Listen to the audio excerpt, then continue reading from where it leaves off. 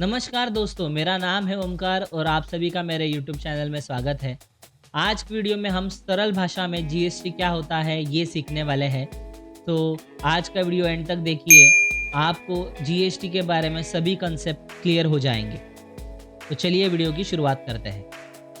तो बहुत बार ऐसा होता है कि आपके पास बिल आ जाता है जिसके अंदर आपको जीएसटी लिखा हुआ आता है, जिसके अंदर कभी सीजीएसटी लिखा आता है, एसजीएसटी लिखा आता है या आईजीएसटी लिखा आता है। तो वो सर्विस का बिल है या गुड्स का बिल है, दोनों बिल के अंदर आपको जीएसटी इंक्लूडेड आता है। लेकिन ये कैसे कैलकुलेट होता है या फिर इसके ऊपर कितना परसेंटेज हमें देना चाहिए कौन से गुड्स के ऊपर, ये समझने के लिए बहुत ही लोगों को दिक्कत होता है। तो आज की वीडियो में आपके सभी प्रॉब्लम्स क्लियर होने वाले हैं। तो चलिए समझते हैं जीएसटी विद एग्जाम्पल। तो समझिए, अगर आपने एक गाड़ी खरीदा है, एक मोबाइल खरीदा है या आपने कुछ शॉपिंग किया है या इवन कोई टाइप ऑफ सर्विस लिया है, तो उसके अंदर जो भी आपने गुड्स या सर्विस उसका वैल्यू दिया रहेगा, उसके ऊपर एडिशनली आपको कुछ अमाउंट देना पड़ता है। वो जो अमाउंट है उसको टैक्स को हम लोग जीएसटी कहते हैं। जैसे कि अगर समझिए आपने मोबाइल ख़रीदा है, तो मोबाइल का जो भी बेसिक प्राइस है उसको छोड़ के अलग से आपको जीएसटी का अमाउंट दुकानदार को देना पड़ता है। तो ऐसे हमारे देश में जीएसटी वर्क करता है।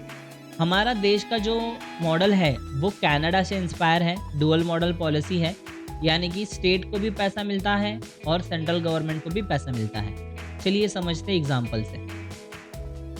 जैसे कि आप देख पा रहे हो, मेरे पास एक लैपटॉप है जिसका प्राइसिंग है टोटल 1 लाख रुपए। अभी ये जो 1 लाख रुपए है इसके ऊपर जीएसटी 18% लगता है। तो 18% ये पूरे ऑल ओवर इंडिया सेम ही रहेगा।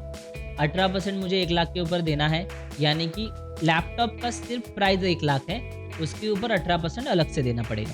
तो अलग से देना है तो इसका प्राइसिंग, अगर मैं एक स्टेट के अंदर खरीद रहा हूँ, जैसे कि अभी मैं महाराष्ट्र में हूँ, तो महाराष्ट्र के अंडर ही मैं खरीद रहा हूँ, अंडर महाराष्ट्र मेरा ट्रांजेक्शन है, मुंबई टू पुणे या मुंबई टू नागपुर ऐसा कुछ ट्रांजेक्शन है, तो उसके अंदर मुझे सीजीएसटी और एसजीएसटी अमाउंट देना पड़ेगा। तो सीजीएसटी एसजीएसटी क्या होता है?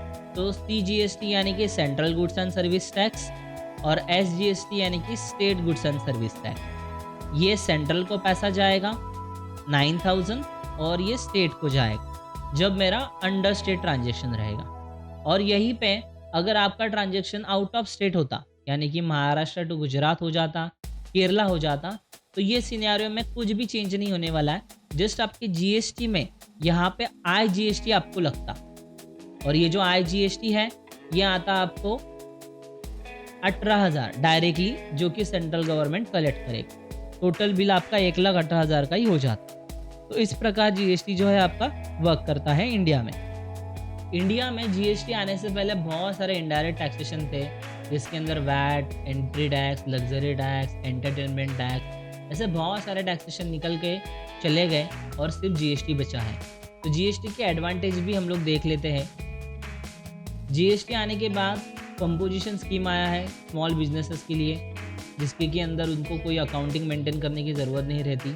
और जीएसटी के अंदर रजिस्ट्रेशन करने के लिए आपको एक थ्रेशोल्ड लिमिट रहता है, जो कि 40 लाख तक रहता है गुड्स के लिए और 20 लाख तक रहता है सर्विसेज के लिए। उसके बाद इसका ऑनलाइन प्रोसेसर रहता है, पूरा रिटर्न आपको ऑनलाइन ही फाइल करना है।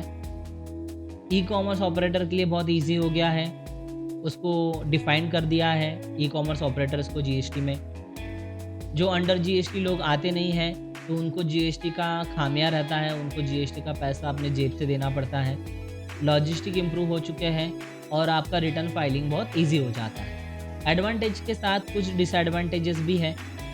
तो अगर आपको कोई अकाउंटिंग का सॉफ्टवेयर मेंटेन करना पड़ रहा है या रिटर्न्स का कोई सॉफ्टवेयर मेंटेन करना पड़ रहा है, तो उसका कॉस्टिंग हर साल इंक्रीज़ होता है, हर साल आपको उसको अपडेट करना पड़ता है।